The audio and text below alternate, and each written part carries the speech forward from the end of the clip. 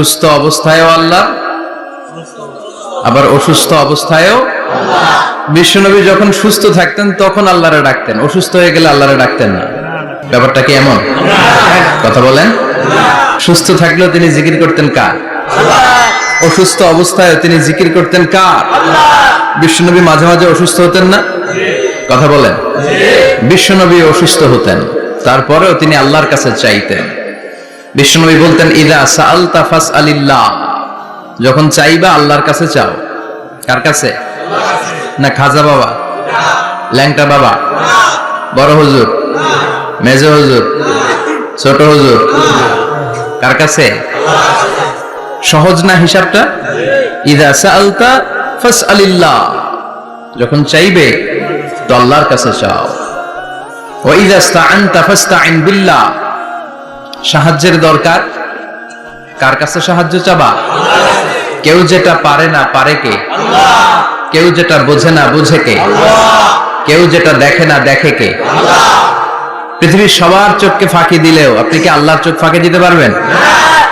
Allah is watching you, আল্লাহ সুবহানাহু ওয়া তাআলা ইজ অবজার্ভিং ইউ। আল্লাহ আপনারা দেখছেন। আপনি ঘরের ভেতরে দরজা বন্ধ করে রাত্রিবেলা সুইচ অফ, পর্দা টানিয়ে দিয়েছেন, লাইট অফ, সব বন্ধ, পাপ করেছেন, অন্যায় করেছেন, পৃথিবীর কোনো চোখ দেখে নাই, কাক পক্ষীও টের পায় নাই। টের পেয়েছে কে? ওনার চোখকে ফাঁকি দেয়া যায়? পুলিশের চোখ ফাঁকি দেয়া যায় কি যায় না? পুলিশ আসলেই জনগণের বন্ধু, ঠিক কিনা? আল্লাহ আমার পুলিশ ভাইদেরকে তুমি কবুল করো। তো এই পুলিশের চোখও কিন্তু ফাঁকি দেয়া যায়, যায় না? র্যাবের চোখ ফাঁকি দেয়া যায় না? বিডিআর এর চোখ, পরীক্ষার হলে ম্যাজিস্ট্রেটের চোখ, ম্যাজিস্ট্রেট আছেন না এদিকে? আছে দু একজন। তো ম্যাজিস্ট্রেটের চোখও কিন্তু ফাঁকি দেয়া যায়। বিমানবন্দরে যাত্রীরা যখন নামে তখনই জিজ্ঞেস করে কোত্থেকে আসছেন, গোল্ড আছে কিনা, বার আছে কিনা, এটা আছে কিনা, ওইটা আছে কিনা। তো এই যে বিমানবন্দরের কাস্টমস অফিসারের চোখ ফাঁকি দিয়ে অনেকে স্বর্ণ নিয়ে আসে, এরকম ডাকাইত আছে না? নাই? তার মানে বিমানবন্দরের কাস্টমস অফিসারের চোখও ফাঁকি দেয়া যায় কি যায় না? তো পুলিশের চোখ ফাঁকি দেয়া যায়, র্যাবের চোখ ফাঁকি দেয়া যায়, বিমানবন্দরের কাস্টমস অফিসারের চোখ ফাঁকি দেয়া যায়, কিন্তু আল্লাহর চোখ ফাঁকি দেয়া যায়? চিল্লায় বলেন ফাঁকি দেয়া যাবে? এজন্য কেউ যেটা দেখে না দেখে কে? কেউ যেটা শোনে না শোনে কে? কেউ যেটা বুঝে না বুঝে কে? এজন্য চাইবেন কার কাছে? নাকি দয়াল বাবার কাছে? দয়াল বাবা রে দয়া করো আমারে। কি সুন্দর মিলাইছে, দয়াল বাবা রে দয়া করো আমারে। দয়াল বাবা আপনার কিচ্ছু করতে পারে না। এটাই হচ্ছে খালেস তাওহীদের ধারণা। তাওহীদ মানে একত্ববাদ, ওয়াননেস অফ গড। স্রষ্টা যে একজন, সবাই আমরা এক কেন্দ্রিক হব, শুধু উনার কাছে চাবো, উনার কাছে কাঁদবো, মনের জ্বালা যন্ত্রণা শুধু উনিই পূরণ করতে পারেন, ঠিক কিনা? এটার নাম তাওহীদ। এটার নাম কি? তাওহীদেরই মুর্শিদ আমার মুহাম্মাদের নাম বলো, মুহাম্মাদের নাম। আল্লাহর নাম জপলে বুঝতে পারি আল্লাহরই কালাম বলো, মুহাম্মাদের নাম। ওই নামেরই রশি ধরে যাই আল্লাহর পথে, ওই নামেরই ভেলায় চড়ে ভাসি নূরের স্রোতে, ওই নামের বাতি জেলে দেখি আরশের মুকাম বলো, মুহাম্মাদের নাম। পড়েন তাওহীদেরই মুহাম্মাদের নাম বলো, মুহাম্মাদের নাম। আল্লাহর নাম জপলে বুঝতে পারি আল্লাহরই কালাম বলো, মুহাম্মাদের নাম। চিল্লায় পড়েন আল্লাহু আকবার। এটার নাম তাওহীদ। আমরা এক আল্লাহ বিশ্বাসী। ইদা সাআলতা ফাসআলিল্লাহ, যখন কিছু চাইতে হবে কার কাছে চাইবেন? যখন বিপদে পড়বেন কার কাছে চাইবেন? আপনার মনের জ্বালা যন্ত্রণা দূর করতে পারে কে? ব্যবসায় সফল হতে চান, আপনারা সফল বানায় দিতে পারে কে? আপনার ছেলে নাই মেয়ে নাই, ছেলে মেয়ে দিয়ে কলিজাটারে ঠান্ডা করতে পারে কে? এজন্য কার কাছে চাবো? আল্লাহ ছাড়া কারো কাছে চাওয়া যাবে? কথা বলেন। আল্লাহ তুমি বুঝার তৌফিক দাও। আর জোরে পড়েন আমিন। এজন্য প্রত্যেক সালাতের পরে আমরা পড়ি রাদিতু বিল্লাহি ওয়া বিল ইসলামি ওয়া বি মুহাম্মাদিন নবিয়ান ওয়া রাসূলা। আল্লাহর রব হিসেবে পেয়ে আমরা খুশি না বেজার? বিশ্ব নবীকে নবী হিসেবে পেয়ে খুশি না বেজার? ইসলামকে ধর্ম হিসেবে পেয়ে খুশি না বেজার? কোরআনকে সংবিধান হিসেবে পেয়ে খুশি না বেজার? আজকের মাহফিলে আসতে পেরে খুশি না বেজার? কম না বেশি? আমরা সবাই খুশি, পরিমাণে বেশি। আওয়াজ করে পড়েন আল্লাহু আকবার। তাহলে রাদিতু বিল্লাহি রাব্বা, রাদিতু বিল্লাহি। প্রত্যেক সালাতের পরে এই দোয়াটা পড়েন তো, এই দোয়াটা পড়বেন, রাদিতু বিল্লাহি রাব্বা। আমরা আল্লাহকে রব হিসেবে পেয়ে খুশি, কারণ তিনি এমন রব, তিনি আমাদের মনের সব আকুতি, জ্বালা, যন্ত্রণাকে সমাধান করে দিতে পারেন। চিল্লায় বলেন ঠিক কিনা? তিনি এমন রব, আমরা গোপনে কিছু করলেও তিনি দেখেন, প্রকাশ্যে কিছু করলেও তিনি দেখেন। সূচনাহীন অতীত থেকে তিনি আছেন, শেষহীন ভবিষ্যৎ পর্যন্ত তিনি থাকবেন। চিল্লায় বলেন তিনি কে? এজন্য রাব্বুল আলামিন বলেন, হুয়াল আউয়ালু ওয়াল আখিরু ওয়াজ যাহিরু ওয়াল বাতিন ওয়া হুয়া বিকুল্লি শাইইন আলিম। আল্লাহ বললেন আমি প্রথম, আমি শেষ, আমি প্রকাশ্য, আমি গোপন। ঠিক কি না? প্রথমে কে? আওয়াজ করে বলতে হবে, প্রথমে কে?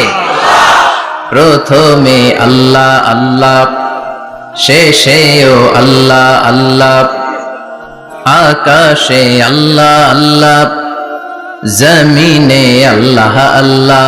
চিল্লায় পড়েন, প্রথমে আল্লাহ আল্লাহ, শেষেও আল্লাহ আল্লাহ, আকাশে আল্লাহ আল্লাহ, জমিনে আল্লাহ আল্লাহ। নিখিল জাহান গাই গুণগান তার নামে গাই, আমরাও গাহি তাআলা হামদে বারি তাআলা, হামদে বারি তাআলা, হামদে বারি তাআলা। চিল্লায় পড়েন আল্লাহু আকবার। হুয়াল আউয়াল ওয়াল আখির ওয়াজ যাহির ওয়াল বাতিন। তিনি প্রথম, তার আগে কেউ আছে? কথা কন। তিনি কবে থেকে আছেন? অনেক সময় আমাদের মাথায় প্রশ্ন জাগে, এই যে আল্লাহ আছে, কবে থেকে আছে? কবে থেকে? উনি শুরুটা কবে? আল্লাহ বলে আমি সূচনাহীন অতীত থেকে আছি। আমি এমন অতীত থেকে আছি যেই অতীতের কোনো সূচনা নাই। সুবহানাল্লাহ কইবেন না? আবার আমি সীমাহীন ভবিষ্যৎ পর্যন্ত থাকবো। সুবহানাল্লাহ পড়ে। এমন ভবিষ্যৎ যেটা সীমা নাই, এমন অতীত যেটা শুরু হয় নাই, তিনি হচ্ছেন আল্লাহ। চিল্লায় বলেন তিনি কে? এজন্য আমরা বলি রাদিতু বিল্লাহি রাব্বা, রব হিসেবে আল্লাহ তোমারে পেয়ে আমরা খুশি।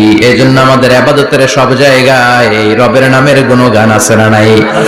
আমরা যখন রুকুতে যাই আমরা পড়ি সুবহানা রাব্বিয়াল, আবার যখন আমরা সিজদায় যাই আমরা পড়ি সুবহানা রাব্বিয়াল আ'লা। রুকুতে গেলে সুবহানা রাব্বিয়াল আযীম, আবার যখন সিজদায় যাই তখন আমরা পড়ি সুবহানা রাব্বিয়াল আ'লা। আবার কবরের জীবন যখন আমরা শুরু করে দিব, কবরের প্রথম প্রশ্ন হবে তোমার রবের নাম কি? আমরা বলবো আল্লাহ আমারে রব, আল্লাহ আমারে রব, এই রবি আমার সব। দমে দমে তনু মনে তারি অনুভব, তোমার দুনিয়াতে আমি যেদিকে তাকাই অথই নেয়ামতে ডুবে আছি সবাই। পাক পাখালির গানে শুনি তসবিহ কলো রব, তসবিহ কলো রব, আল্লাহ আমার রব, এই রবি আমার সব। সুবহানাল্লাহ, কি অসাধারণ কথামালা। আল্লাহ আমার রব, এই রবি আমার সব। আল্লাহ যদি আমার সাথে থাকে পৃথিবীর কোনো শক্তি আমার থামাতে পারবে না। চিল্লায় বলেন ঠিক কিনা? আর এই রবকে যদি তুমি হারাও, রব যদি আমার বিপক্ষে চলে যায়, পৃথিবীর কোন শক্তি আমার কোন উপকার করতে পারবে? এজন্য বিশ্বনবী বলতেন ইযা সাআলতা ফাসআলিল্লাহ ওয়া ইযা ইসতাআনতা ফাসতাইন বিল্লাহ। যখন সাহায্য চাইতে মনে চাইবে, সাহায্য চাইবা কার কাছে? আমাদের কোনো গুরুত্বপূর্ণ ঘটনা ঘটলে, গুরুত্বপূর্ণ লাইফ ইভেন্ট ঘটলে, কিংবা আমরা কোনো বিপদে পড়লে সবার আগে আমরা ফেসবুকে শেয়ার দিই, ঠিক না? কথা কন। ফেসবুক অ্যাকাউন্ট নাই কার কার দেখি, ওই আল্লাহর ওলিদেরকে একটু দেখে রাখি। মাশাআল্লাহ, অনেকের নাই, অনেকের ফেসবুক অ্যাকাউন্ট নাই। তো এটারে ভালো কাজে লাগানো উচিত। যেটাই আমরা করি এটা যেন ইসলামের পক্ষে যায়, ঠিক কি না? মিন হুসনি ইসলামিল মারই তারকুহু মা লা ইয়ানিহি। ব্যক্তির ইসলামের সৌন্দর্য হচ্ছে যে অনর্থক কাজ ব্যক্তি করবে না। যে কাজে সওয়াব আছে, যে কাজে কল্যাণ আছে, ব্যক্তি শুধু ওই কাজটা করবে। চিৎকার করে বলেন ঠিক কি না? অনর্থক কাজ করা ঠিক না, অনর্থক কথা বলা ঠিক না, অনর্থক সম্পদ নষ্ট করা ঠিক না, অনর্থক টাইম পাস করা ঠিক না। কারণ মুমিন জানে মা ইয়ালফিযু মিন কাউলিন ইল্লা লাদাইহি রাকিবুন আতীদ। মুমিনের জিহ্বা দিয়ে যা বের হয় তার প্রতিটি শব্দ পাই পাই করে হিসাব নিবে কে? আল্লাহ। আমাদের জীবনে অনর্থক কথা আছে না নাই? চায়ের দোকানে বসলে অপ্রয়োজনীয় আলাপ, নিজেরও কাজে লাগে না, ফ্যামিলিরও কাজে লাগে না, ইসলামেরও কাজে লাগে না, খালি খোঁচাখুচি ঠেলাঠেলি বাড়ায়। এরকম ডাকাত আছে না নাই? অপ্রয়োজনীয় কথা, অপ্রয়োজনীয় কাজও আছে না নাই এদেশে? দেদারসে মানুষ করে বেড়াচ্ছে অপ্রয়োজনীয় কাজ। হুজুরে পাইলে হাজার হাজার ছবি আছে না নাই? এটা অপ্রয়োজনীয় না? হজে গিয়েছিলাম, কমসে কম 10,000 ছবি তুলছে আমার সাথে হাজিরা। অপ্রয়োজনীয়, প্রয়োজন নাই। এসেছে ইবাদত করতে, হুজুর একটা সেলফি। ইয়াং ছেলেপেলারা সেলফি তুলে বেশি। আর বুঝলাম না আঙ্গুল দুটো এরকম করে রাখে। আমি বললাম এটা কি? হুজুর ইটস গ্যাংনাম স্টাইল। এটা কি? Gangnam style. এরকম বাঁকা করে থাকবে আর এরকম দুটো ছবি তুলবে। এগুলো অনর্থক। মুমিন ওই কাজ করবে যে কাজটা constructive, fruitful for him, for his family and for the society. যেটা তার নিজের কাজে আসবে, যেটা তার ফ্যামিলির কাজে আসবে, যেটা সমাজের কাজে আসবে, এই কাজগুলো করার দরকার আছে না নাই? আমার দেশের যুবক ছেলেগুলো অপ্রয়োজনীয় কোনো কারণ নাই এই সমস্ত কাজে ঝগড়া বিবাদে আলাপে লিপ্ত থাকার কারণে তাদের যে ইনোভেটিভ পাওয়ার আল্লাহ তাআলা দিয়েছেন এটাকে তারা কাজে লাগাতে পারে না। আমাদের দেশের যুবকদের কিন্তু অনেক মেরিট। তারা যখন পৃথিবীর বিভিন্ন দেশের ইউনিভার্সিটিগুলোতে পড়ে তারা র্যাঙ্কিং এ 1 নম্বরে আসে একেবারে। আমি যে ইউনিভার্সিটিতে পড়ি, ইন্টারন্যাশনাল ইসলামিক ইউনিভার্সিটি মালয়েশিয়া, ওখানে বাংলাদেশিদের ফলাফল রেজাল্ট সবচেয়ে ভালো। হার্ভার্ডে যান, ক্যামব্রিজে যান, অক্সফোর্ডে যান, যেখানেই যাবেন বাংলাদেশিদের ফলাফল অনেক ভালো। তো তারা সেখানে অপ্রয়োজনীয় কাজে তাদের সময়কে নষ্ট করে না। এজন্য যুবক ভাইয়েরা, তোমাদের আছে প্রাণ ঢালা উচ্ছ্বাস, অনেক শক্তি তোমাদের গায়ে। এখন তোমাদের রক্ত গরম, তোমাদের এই গরম রক্ত ইসলামের কল্যাণে কাজে লাগাইতে হবে। শুধু সেলফি তুইলা সময় নষ্ট করা যাবে না। চিল্লায় বলো ঠিক কিনা? কিছুদিন আগে আমি দেখলাম মানবতার দেয়াল। কিসের দেয়াল? কিছু ছেলে পেলে new idea, what an idea, new idea বের করেছে যে এটার নাম মানবতার দেয়াল। খুব সম্ভবত মসজিদের এক ওয়ালের মধ্যে তারা লিখেছে মানবতার দেয়াল, আর কিছু হ্যাঙ্গার টানিয়ে রেখেছে, আর বলেছে যেটা অপ্রয়োজনীয় রেখে যান, আর যেটা আপনার লাগবে নিয়ে যান। এই যে শীত, প্রচন্ড শীতে অনেকের জ্যাকেট নাই, আমাদের কয়েকটা করে জ্যাকেট, জাম্পার, সোয়েটার, চাদর, মাফলার, অনেকের একটাও নাই। আছে না নাই? তারা দেয়ালের নাম দিয়েছে মানবতার দেয়াল। এখানে আপনার অতিরিক্ত পুরান জ্যাকেট থাকলে রেখে যান।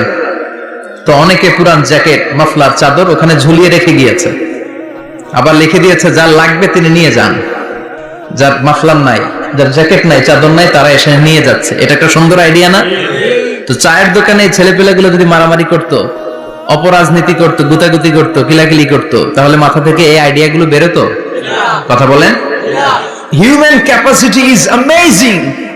কি পরিমাণে আল্লাহ তাআলা যে আমাদেরকে ক্যাপাসিটি দিয়েছে, আমাদেরকে যে কত প্রিভিলেজ আল্লাহ তাআলা আমাদেরকে দিয়েছে আমরা জানিই না। আমরা আমাদের দেহে কত শক্তি, সম্ভাবনা নিয়ে যে ঘুরে বেড়াই আমরা অনুধাবন করি না। এজন্য সময়গুলোর কাজে লাগাও। কিন্তু আফসোসের সাথে লক্ষ্য করা যাচ্ছে যুবকদের চরিত্রকে ধ্বংস করে দেওয়ার জন্য যে কয়েকটা হাতিয়ার আছে সবগুলো বাংলাদেশে আছে না নাই? ইয়াবা আছে না নাই? ফেন্সিডিল আছে না নাই? হিরোইন আছে না নাই? মারিজুয়ানা আছে না নাই? এই ফেন্সিডিল, ইয়াবা আগে শুনতাম ইউনিভার্সিটির ছেলেরা খাইতো, এরপরে নাইমা আসলো কলেজে, এরপরে হাই স্কুলে, এখন প্রাইমারি ছেলেদের হাতে ওই ইয়াবা ঢুকছে। চিল্লা এখন ঠিক কিনা? দেশের যুব সমাজ আজকে কোথায়? পর্নোগ্রাফি, এক একটা মোবাইল এক একটা হিন্দি সিনেমার কারখানা। ইন্ডিয়ান নায়িকাদের কোমর দুলানো ডান্স আছে না নাই? স্মার্টফোন নিয়ে ছেলে স্মার্ট হয়, কিন্তু ঈমান, আখলাক, চরিত্র সব শেষ। অপরাজনীতি, রাজনীতির নামে মন্দ, খারাপ, প্রতিহিংসামূলক ছাত্র রাজনীতি, নেতারা এই যুবক ছেলেদেরকে ইউজ করে, ওর বিরুদ্ধে ও মার, তুই ওরে মার, ওনারা থাকে অন্য জায়গায়, আছে না নাই? এভাবে আমাদের দেশের ছেলেদের চরিত্র, তাদের সম্ভাবনাকে আমরা নষ্ট করে দিচ্ছি। যুবক ভাইয়েরা, in the day of judgement, কিয়ামতের কঠিন ময়দানে আল্লাহ তাআলা 7 শ্রেণীর ব্যক্তিকে তার আরশের নিচে ছায়া দিবেন। এর মধ্যে এক শ্রেণী হচ্ছে তোমরা যারা যুবক, শাবুন নাশাআ ফি ইবাদাতিল্লাহ, ওই যুবক যারা তাদের যৌবনে, তাদের সময়টা, তাদের দিন, তাদের রাত তারা আল্লাহর ইবাদতে কাটিয়েছে। সুবহানাল্লাহ পড়েন। 7 শ্রেণীর মধ্যে 2টা শ্রেণী হলো যুবক। একটা হলো যৌবন সময়ে যারা আল্লাহর ইবাদতে রাত কাটায়, সময় কাটায়। আর দ্বিতীয় ওই যুবক, যে যুবককে কোনো নারী অন্যায় কাজের, অন্যায় প্রেম করার পরকীয়ার অফার দেয়, ওই অফারকে ক্যান্সেল করে ওই যুবক বলে ইন্নী আখাফুল্লাহ, আমি এই পরকীয়ার দিকে যেতে পারি না, কারণ আমার অন্তরে ভয় আছে একজনের, তিনি কে? যাদের হৃদয়ে আছে আল্লাহর ভয়, তারা কভু পথ ভুলে যায় না। আল্লাহর প্রেম ছাড়া এই দুনিয়ায় কারো কাছে কোনো কিছু চায় না, ঠিক কি না? রাতের আধারে যারা সেজদাতে রয়, দু চোখের স্রোতে নদী যেন বয়। আল্লাহু আকবার। তো তাহাজ্জুদ পড়বে কখন? ফজরে তো পড়তে পারে না, আছে না নাই? রাতের আধারে যারা সেজদাতে রয়, দু চোখের স্রোতে নদী যেন বয়। ছলনার হাতছানি যতই ডাকুক, পেছনে ফিরেও সে তাকায় না। যাদের হৃদয়ে আছে আল্লাহর ভয়, তারা কভু পথ ভুলে যায় না। আল্লাহর প্রেম ছাড়াই দুনিয়া কারো কাছে কোনো কিছু চায় না। চিল্লায় বলেন ঠিক কিনা? তার মানে প্রথম হচ্ছে এক যুবক, যেই যুবক তার যৌবন কালের সময়টা আল্লাহর ইবাদতে কাটায়। দ্বিতীয় হলো এমন যুবক পরকীয়ার অফার পেয়ে সে বলে আমি ভয় পাই একজনকে, তিনি কে? এজন্য যুবক, তোমার অন্তর আল্লাহর ভয় থাকতে হবে। তোমার সময়টা এমনি কাটানো যাবে না, ইবাদতে কাটাতে হবে, ঠিক কিনা? এজন্য আমরা নামাজের পরে বলি রাদিতু বিল্লাহি রাব্বা, আল্লাহকে রব হিসেবে পেয়ে আমরা খুশি। তারপরে বলি অবিল ইসলামি দীনা, ইসলামকেও দিন হিসেবে পেয়ে আমরা খুশি না বেজার? কথা কন, খুশি না? আপনি খুশি হইলে আপনার লাভ, খুশি না হইলে আপনার লস। ইসলামের বিজয়কে সমুন্নত করবে কে? ইসলামের পতাকা পথ পথ করে হোয়াইট হাউসের উপরেও একদিন ঝুলবে। চিল্লায় বলেন ঠিক কিনা? আল্লাহ বলেন খবরদার, ফু দিয়ে ইসলামের বাতি তোরা নিভাতে পারবি না। ইউরিদুনা লিয়ুতফিউ নূরাল্লাহি বিআফওয়াহিহিম ওয়াল্লাহু মুতিম্মু নূরিহি ওয়ালাউ কারিহাল কাফিরুন। ইসলাম বিরোধীরা চায় মুখের ফুৎকারে ইসলামের বাতিকে নিভিয়ে দিতে। আল্লাহ বলে খবরদার, ষড়যন্ত্র করে লাভ নাই, ইসলামের বিজয় আমি নিশ্চিত করে দেব। স্যামুয়েল হ্যান্টিংটন একটা বই লিখেছে, দ্য ক্লাশেস অফ সিভিলাইজেশন। ওই বইতে তিনি বলেছেন এই যে সভ্যতার সংঘাত, এত সভ্যতা, চায়না সভ্যতা, আর্য সভ্যতা, বৈদিক সভ্যতা, সিন্ধু সভ্যতা, মহেঞ্জোদারো সভ্যতা, ইরাকীয় সভ্যতা, মিশরীয় সভ্যতা, একটার পর একটা সভ্যতা পৃথিবীতে এসেছে, একটার পর একটা সুপার পাওয়ার। এখন সুপার পাওয়ার হচ্ছে ইউনাইটেড স্টেটস অফ আমেরিকা, ধারণা করা হচ্ছে এরপরে চায়না হবে সুপার পাওয়ার, আবার অনেকে বলছে এরপরে ইন্ডিয়া হবে সুপার পাওয়ার। এভাবে একটার পর একটা সুপার পাওয়ার যাওয়ার পরে সর্বশেষ যে সুপার পাওয়ারটা পৃথিবীর বুকে মাথা উঁচু করে দাঁড়িয়ে থাকবে সেটার নাম হচ্ছে ইসলাম। সেটার নাম কি? তার নমুনা গোটা বিশ্বব্যাপী আছে না নাই? ইসলামকে যত দমাইতে চায় এটা আরো উপরের দিকে ওঠে। সুবহানাল্লাহ কইবেন। হাজার হাজার লোক কালিমা পড়ে মুসলমান হচ্ছে।